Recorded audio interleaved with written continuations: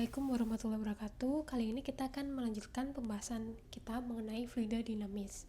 Nah, sebelumnya kita ingin mengingat kembali apa itu fluida. Jadi fluida ini merupakan suatu zat yang dapat mengalir.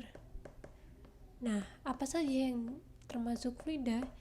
Yaitu zat cair maupun juga zat gas. Karena kedua zat itu mempunyai sifat yang dapat mengalir. Nah, berdasarkan pergerakannya, fluida itu terbagi menjadi dua. Ada fluida statis dan juga fluida dinamis. Jadi statis di sini bersifat tetap. Apa itu bersifat tetap? Yaitu fluida yang punya fase diam atau fluida yang dalam kondisi tidak bergerak. Nah, kalau fluida dinamis di sini memiliki artian bergerak. Jadi fluida yang berada pada kondisi bergerak.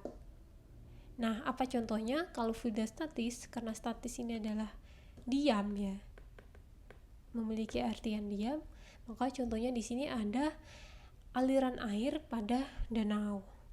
Nah, kalau dinamis itu bergerak. Maka contohnya aliran air pada sungai atau di sini bendungan yang dia terbuka. Jadi aliran airnya bergerak. Nah, agar mempermudah dalam mempelajari fenomena fluida dinamis, maka terdapat beberapa asumsi yang disepakati mengenai fluida ideal. Jadi ini merupakan sifat-sifat fluida ideal. Yang pertama merupakan aliran tunak. Nah, aliran tunak di sini berarti kecepatan fluida pada suatu titik itu adalah konstan. Konstan maksudnya tetap. Nah, contohnya itu aliran arus air yang melaju dengan tenang atau kelajuannya itu rendah ya. Yang kedua, itu merupakan aliran yang tidak termampatkan. Termampatkan di sini artinya kalau fluidanya ditekan ya, atau dia mengalami perubahan volume atau massa jenis, jadi dia itu tidak berubah. Kalau fluidanya ditekan, maka tidak terjadi perubahan volume dan massa jenis, gitu ya. Jadi tak termampatkan. Nah, yang ketiga merupakan aliran yang tidak kental. Artinya tidak mengalami gesekan antara lapisan fluida satu dengan fluida lainnya. Jadi di sini maksudnya tidak mengalami gesekan. Atau gesekannya itu diabaikan ya. Yang keempat, aliran mempunyai garis arus dan tidak bergolak. Jadi ketika fluidanya itu bergerak, maka tiap-tiap partikel fluida itu akan melalui suatu titik yang sama dan menuju ke arah yang sama. Oke, selanjutnya ada beberapa aliran fluida. Jadi fluida yang mengalir itu ada dua jenis. Nah, tadi kan kita membahas tentang sifat fluida ideal ya.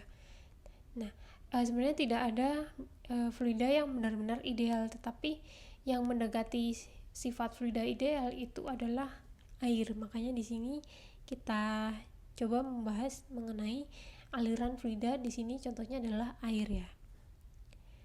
Jadi ini ada namanya garis alir. Jadi garis alir itu merupakan lintasan yang dilalui oleh suatu fluida yang sedang bergerak. Itu namanya garis alir. Ada dua. Yang pertama ada laminer, ada turbulen. Nah, apa bedanya laminer dan juga turbulen?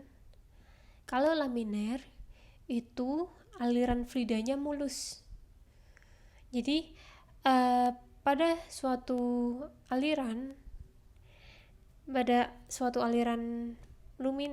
laminer itu fluida akan bergerak mengikuti lintasan yang lurus dan juga mulus. Ini contohnya. Nah, ini laminer. Jadi alirannya itu tidak saling bersilangan, tetapi dia garisnya membentuk suatu lintasan yang lurus. Nah, contohnya itu seperti semisal ini ada aliran air pada pipa. Nah, itu kan dia bentuknya lurus ya. Nah, kalau turbulen, ini ada turbulen. Jadi dia aliran airnya itu berupa lingkaran yang tak tentu. Ini ada. Nah, ini tak tentu. Dan menyerupai pusarannya. Nah, di sini ini contohnya bisa dilihat pada sungai ya. Jadi kalau di sini sungai, ketika sungainya ini biasanya di sini ada batuan ya. Nah, jadi ini ada perbedaan ketinggian. Jadi aliran sungai biasanya kalau dia bagus medannya dia akan bersifat laminar. Terus ini ada perubahan ketinggian sehingga terjadi turbulen. Atau contohnya itu pada selokan itu ya. Jadi kalau di misal ada selokan yang mampet, di sini terjadi aliran turbulen.